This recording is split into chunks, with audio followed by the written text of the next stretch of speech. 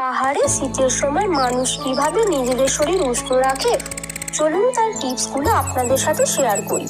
প্রথমে জঙ্গল থেকে আনা মরগোয়াট গাছগুলো স্বচ্ছ জলে ভালো করে ধুয়ে নিই, যাতে পাতাতে লেগে থাকা নোংরা ভালোভাবে পরিষ্কার হয়ে যায়।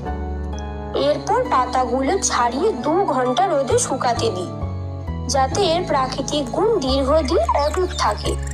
এখন ক্ষেত থেকে সংগ্রহ করা আঁশফলগুলো ভালো করে ধুয়ে নিই।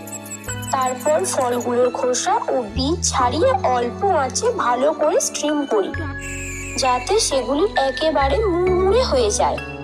এরপর সেগুলিকে একটি ছোট ওকলিতে কুটে অল্প আঁচে বসিয়ে দিই। এখন শুকিয়ে রাখা মরগোয়াট গাছের পাতাগুলো একটি খসখসে পাত্রে ঘষে গুঁড়ো করে নিই। তারপর সেগুলিকে বড় চালুনিতে চেলে নিই। এরপর জঙ্গল থেকে আনা আখরোট বীজগুলো ভালো করে গুঁড়ো করি।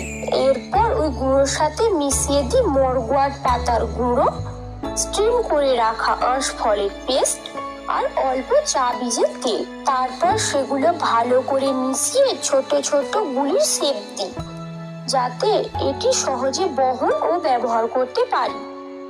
ওই ভেষজগুলি আমরা নাভি বরাবর লাগিয়ে দিই। এতে আমাদের শরীর থাকে উষ্ণ আর মন থাকে প্রকৃতির মতো শান্ত।